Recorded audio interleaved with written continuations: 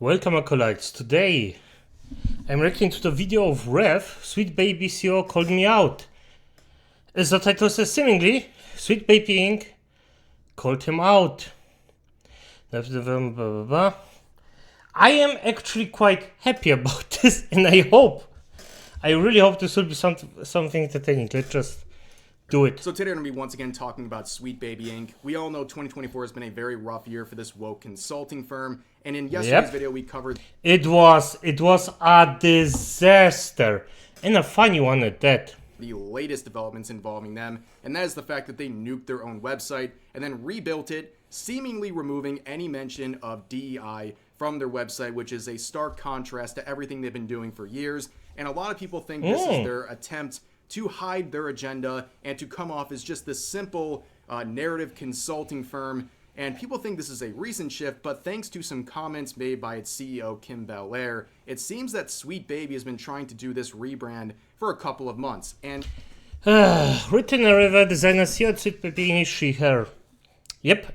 You can say that because of this sort of TED Talk she did at XOXO Festival. Apparently this took place back in August of this year, and it's been uploaded onto YouTube just 2 days ago on this channel. And in this sort of TED Talk, she talks about not only a rebrand away from DEI, they're trying to come off as just this narrative consulting firm. She also tries to downplay all the criticism the company has been facing and tries to paint all of her critics as a bunch of conspiracy theorists. Of course, the bully tries bully tactics again and just goes in and actually pretends she's the victim.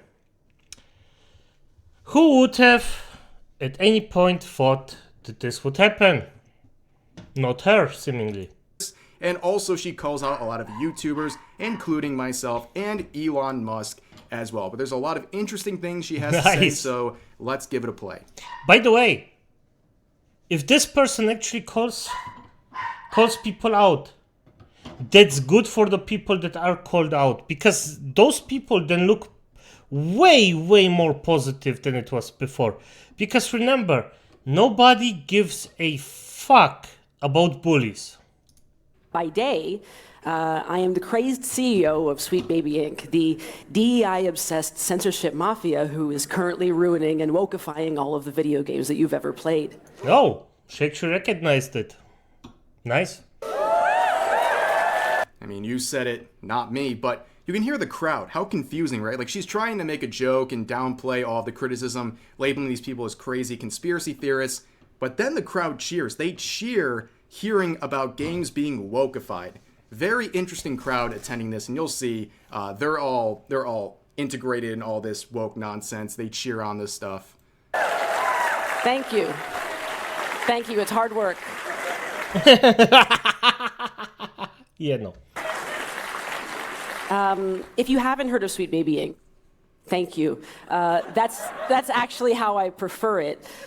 That's an interesting comment from Kim, because it pretty much confirms what a lot of people like myself have always thought, and that's the fact that Sweet Baby and its employees and its CEO, they never wanted to be discovered. And it's not about a vanity sort of thing. It's because they don't want people knowing their impact on games. No, Sweet Baby is not responsible for destroying every video game out there, but they are responsible for helping damage a lot of games that have come out recently. We've seen many examples that Sweet Baby has been involved with that have ended up with bad products that end up tanking, and they don't want you to know the connections, because once people started establishing things like Sweet Baby Inc. detected, DEI detected, services like that, it has been a very eye-opening experience for people like Sweet Baby, who have been working behind the scenes unquestioned for years, and now they have a spotlight on them, and they don't like it. And also, they don't like the spotlight on the people they're working with, too. We saw with the recent web...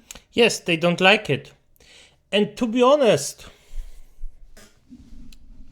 I think that this is one of the best things you can actually ever do. Just show the absolute piece of shit that is Sweet Baby Inc. Just this company is such a gigantic bully organization. It's just so... And just show them with whom they actually work together. Especially for those fuckers that actually still argue that Square Enix is a nice, gentle company that actually doesn't want you any harm. Or Wizards of the Coast. Of course, a fantastically very, very nice company that doesn't want any harm for you. And all of those others. Ubisoft, Rocksteady, Electronic Arts. And make those fuckers realize those companies don't give a single shit about you. They want to sell games, and they were thinking that the bully tactics of Sweet Baby Inc. is the way to go. So yes, if you have any kind, really even the most minuscule attachment to those companies, remember, you are supporting people who think that bullying is the way to go. Website rebrand, they removed their client list. So they're trying to hide who they're working with, but unfortunately for them, we have archived screenshots like this, so it's a little too late to be playing that game. But if you have, it's either because of the over 80 amazing and often award-winning games that we've worked on, or actually one of those, Usual June, was at this very conference. So yeah, you've either heard us from all of these wonderful games, or perhaps you're familiar with the nearly year-long hate campaign that has been waged against us as a team. There I am, guys. Right here, I'm up on the Jumbotron. I made the compilation. So nice. She is using this image to call out people who are criticizing Sweet Baby. And the irony, of course, is the actual video that she used for me is citing something that she's not going to mention throughout this TED Talk, but we'll get there in a second. Good. And by the way, I love this. This is so beautiful. This person has such a gigantic ego, and she cannot, for the fucking life of her, separate business with her personal feelings. That she calls all of those people out. And if you don't know, it's irrelevant. If you don't know those people, it's fine. But what you may see around them, most of the people around here, are actually either seen as total bigots from a certain side, the woke side, or as actually intelligent people that talk about stuff calmly and with logic. So yes, by showing this, she fucked herself.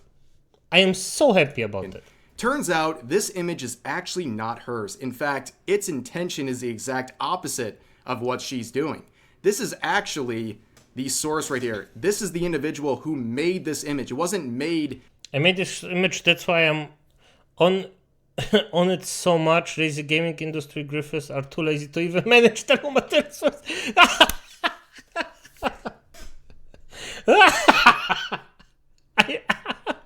Beautiful. Oh, I just realized I just wanted to cut this part off because my avatar is hiding the person that did this. Sayal, please read it if you want. Fair enough. People criticizing Sweet Baby. It was literally made to show all of the criticism they are facing. So Sweet Baby couldn't even be bothered, or the channel who uploaded this, they couldn't even be bothered to make these sort of compilations themselves. But clearly... Hey! I'm gonna be honest. Stealing, bullying, proposing the woke agenda. I mean... Come on. They're aware of all this stuff. And on top of that, like I said, at no point during any of this TED Talk is she going to mention the reason this all happened. She's talking about the harassment campaign, and at no point will she ever cite the reason it actually happened. Of course not, Rev. Acolytes, what is one of the things that sells like on a top shelf? Being a victim. Being a victim sells so good, and it works a lot of the times. So yes. So she sells herself to be a victim, And she does it good. She knows how to. It started because of this right here. Chris Kindred, one of their employees, starting a harassment campaign and a false flag campaign against Cabrutus, who created Sweet Baby Inc., detected, and we know the story of this, the Streisand effect, that small Steam group would blow up as a result of this, and then the criticism campaign against Sweet Baby would ramp up to levels nobody ever thought. And by the way, again, thank you, Cabrutus, for actually making this group, and then just... I hope you do the work, continue doing the work. They only have themselves to thank for that because of the actions of Chris Kindred, and just like the journalists who have covered this situation, they intentionally omit this entire interaction that led to the public, the really public discovery of Sweet Baby and what they're doing. Yep. You're familiar with the nearly year-long hate campaign that has been waged against us as a team. Unfortunately... No, especially against you. It wasn't against your entire team per se, because yes, of course, there were some people, but those people who actually shut up and didn't say anything didn't get blasted. They still got caught in the crossfire, but they didn't get blasted. Today I'm here to talk about that in a talk I'm going to call What Happens When You Get Harassed? A Sweet Baby Story. If you get harassed, the harasser most of the time gets a lot of money. And it actually makes the entire gaming thing like way worse than it was before. It makes the gameplay just total shit, the story total shit. People get bullied. Small indie companies get bullied into actually getting those firms like you to actually get to lose money unnecessarily just so they can have your name in it. Oh wait, you didn't mean that. Oh, amazing. wait. Definitely from a group of people like at Sweet Baby and a lot of these activists. They love to play the victim any chance they get. Yep. And they're going to basically try to Acolytes again. What sells on the top shelf? Victimhood. frame this entire thing to a bunch of people in the audience who have no idea what's going on. They're just being spoon-fed whatever Kim's saying. And she paints this whole thing as a one-sided harassment campaign because people hate woke stuff and they're just going rabid on this poor, innocent narrative consulting firm who has no woke agenda whatsoever. But let's allow this to keep playing. So I'm going to start at the beginning. Who is Sweet Baby Inc.? We are a narrative development company, and we are a team of narrative developers. What that means is that we do script writing, storytelling, narrative work You for forgot the video bully, games, and sometimes that means that we come on. come in for writing punch. By the way, she forgot the bully and the thieving part, the stealing part, so that's that. Sometimes that means we're the entire writer's room for a project. Sometimes that means we're coming in very, very early on and helping them start the groundwork, the world building. Yeah, that's kind of scary to think about, right? Sweet Baby being the entire writer's room at some point, at some projects. Wait. That's a pretty Oh shit. Damn. terrifying thought. But you can see what Kim's saying, right? She's describing Sweet Baby as a narrative consulting firm who helps build stories for these various clients. However, we know truly that this isn't as simple as she is suggesting, okay? This is a comparison of the About section from only a little while ago versus the revamped one from the website's recent changes. You can see how much they are trying to cover up their woke agenda. Here's the original About Us, saying founded in 2018, Sweet Baby Inc. is a narrative development and consultation studio based in Montreal and working around the globe. Our mission is to tell better, more empathetic stories while diversifying and enriching the video game industry. We aim to make games more engaging, more fun, more meaningful, and more inclusive for everyone. Then you can see the updated... And by the way, I'm gonna interrupt this one quite quick because I find it baffling that anybody that actually plays games, and I don't mean the people who actually just play FIFA or just play one game all the time or just play Candy Crush, how people who actually are invested in it don't see that games are way more diverse than anything fucking else on this world. You can literally compare two games to each other and you will find like differences without measure. a fantasy game isn't the same as a different fantasy game. The Final Fantasy game isn't the exact same as the next Final Fantasy game. Different characters, different things, different world. It's just... F me, honestly. Hollow Knight. It might not be a human diversity, but it's diversity nonetheless. Statement, there is no mention of inclusivity, diversity, anything like that. And that is reflected in how she is speaking during this TED Talk. She is not mentioning anything about DEI or a woke agenda in her description of her company, because I think at this point she knows it is a crutch. It is something that is turning off a lot of people to anything they're working on. And really, why would anyone want to be associated with Sweet Baby and their agenda at this point? So I think they're doing everything in their power to sort of clean up their image, but as always, it's a little too late, right? They're trying to paint themselves as a non-DEI, non-woke, not even involved in any sort of stuff like that. They're just a narrative consulting firm when only a year ago... Oh, fuck this. Yeah. You have employees from their company making slideshows like this onto YouTube saying that they want to burn the games industry to the ground. That was their objective at Sweet Baby. And now they expect you to sit here and just think, yeah, they're totally not having any sort of an agenda behind the scenes. Nobody with a brain is buying this right now. But what I want to really stress is that all of our work focuses very heavily and very seriously on story. That is what narrative development is. We started out in 2018, but it was really in 2020 that we kind of came to any kind of industry prominence. And it was on a backdrop of the COVID quarantine, sending everybody home from the office. Me Too sweeping through the games industry as various bad actors were named and shamed appropriately, I should say. And also the Black... The irony. The fucking irony.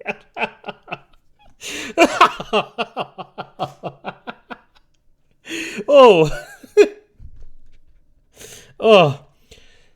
Oh, sorry about that. Oh. Lives Matter protests were in full swing. And you can see the things she's mentioning right there is kind of the blow up of Sweet Baby. It's not about narrative consulting. It's about social issues. They're talking about Black Lives Matter. They're talking about the Me Too movement. Why would they, as just a regular narrative consultation group, blow up as a result of stuff like that? It's because they were pandering to a lot of social issues, social justice issues, things like that. And it happened to be a good fit at the time where a lot of corporations were going absolutely crazy, trying everything in their power to appeal to a bunch of activists because they thought that would help their bottom line. And as it turns out, that didn't really work. At the time, the industry was... And by the way, I'm happy that it didn't.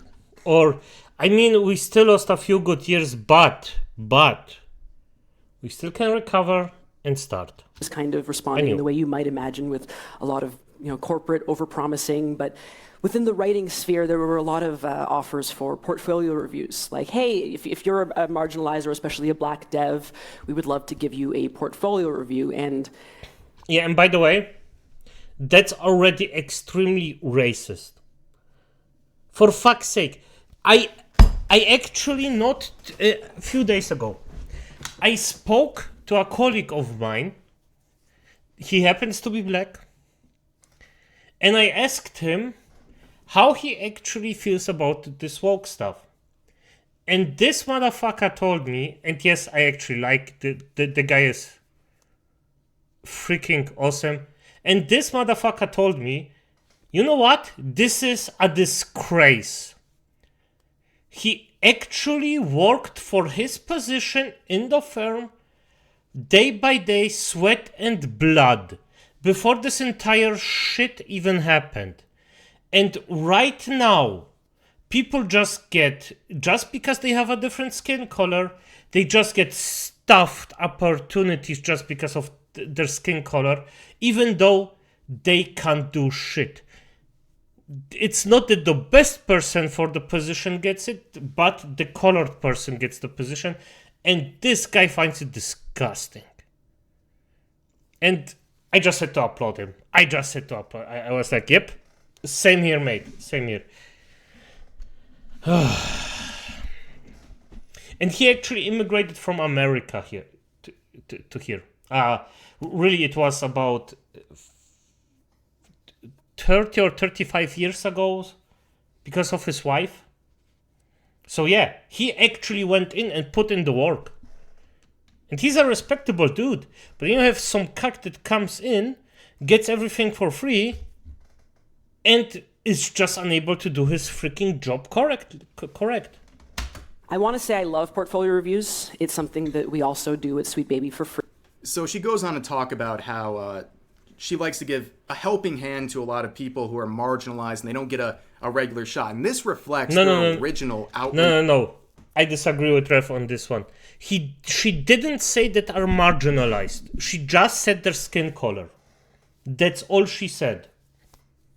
Statement that has been removed in the revamp of their website where they say new and marginalized talent can change the industry if given the proper support. We want to provide this through our outreach programs. And in another interview from a few years ago, Kim talked about the same thing and basically said that she wants to hire people who are minorities, even if they don't have the qualifications. She thinks that is a more important factor towards their employment than their actual writing skills and things like that. So it really all goes back. Yes.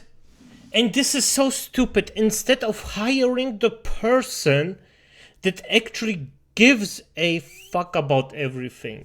Come on. Don't hire based on skin color, that's shit. Hire based on the freaking work they do.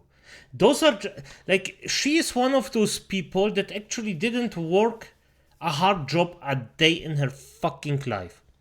And don't come to me with, yeah, but sitting in a chair and writing down some documents is also hard work. No, it's stressful work. It has some stress. It's not hard work. Don't give me that shit.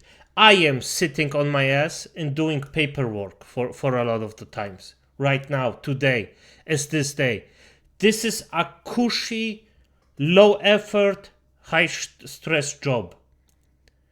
But it's not hard work at any fucking point. And just because she thinks that she didn't have to fucking work a day in her life, anything that's actually halfway decently hard, that every job is the same. No, it's not. And if you think this, go in the garbage industry, work there for a few days, and then we talk again. Because you can do really good money doing that. Just being there and just picking up the freaking garbage of every human being you come across about. Nobody wants to do that, but it's really extremely good money. Back to a lot of their original goals. She's just wording things differently. But let's watch some more here. I decided to do a cheeky Google and see, like, hey, can anyone put that together?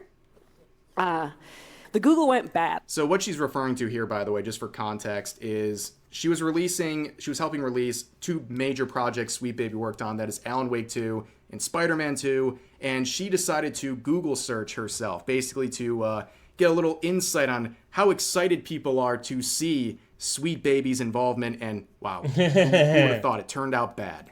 I shouldn't have done it because rather than any praise or people going, wow, how did you do it? Or just, hey, a narrative development company, what does that mean? I'm really interested. We were instead found by kind of 4chan and the worst people on Twitter.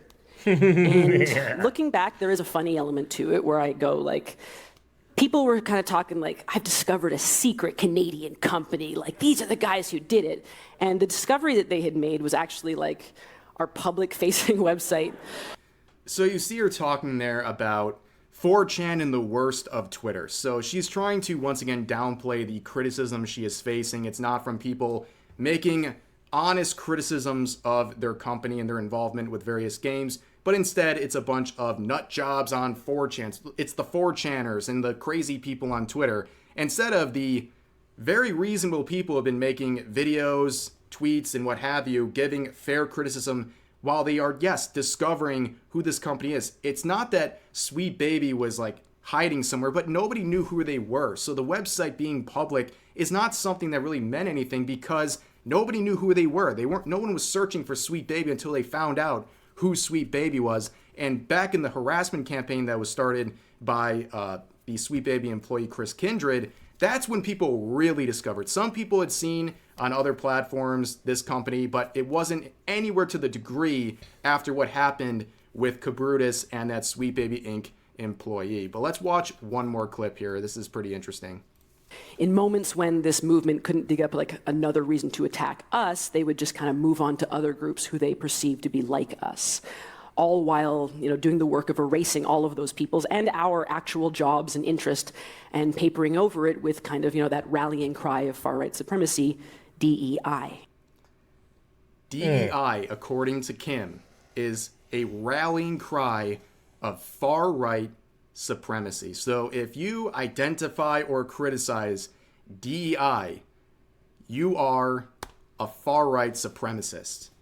That is a very bold claim. Again, she's trying to take any criticism of people who are tired of having all this nonsense forced into games just for the I heard it. You almost said shit. sake of checking boxes, and they are being labeled as far-right supremacists. It's ridiculous. But listen to who she criticizes next. And as ridiculous and stupid as it all was, I actually was not prepared for the escalation of it when noted buffoon and Twitter CEO Elon Musk decided that he would chime in with his very cool thoughts. So she calls Elon Musk a noted buffoon, attacking his intelligence. Now, you can say a lot of things about Elon. You can criticize how he's operated Twitter since taking over it. You can call him cringe. You can do whatever, but don't act like the dude's not intelligent. I mean, the guy is sending rockets up into space, okay? I don't think he is your average buffoon, but here's his tweet saying Sweet Baby Inc. is an evil blight on the gaming industry. All they do is make games terrible and try to cancel people. They cannot go broke soon enough. And I think that sentiment is reflecting what was already a very common public view of this company, which was a negative one. You can see the date of this tweet. It was in mid-March. At this point, we are weeks into what people call the second Gamergate. So he wasn't exactly new to the party here. But yeah, that is really the last part of this video I want to play because she just kind of rambles on. It's really a self-promotion for Sweet Baby. But you can see what they're trying to do here, right? Play the victim and also try to downplay their interest and their agenda towards DEI. And they also want to act like they're just this humble consulting firm that wanted to be left alone in the shadows. But they have been exposed, and now they're trying everything in their power to hide their real agenda. I don't think... And you know what the actually fucked up thing is? It could still work. They aren't doomed to actually go under. Not right now. It's way too early to actually conclude that.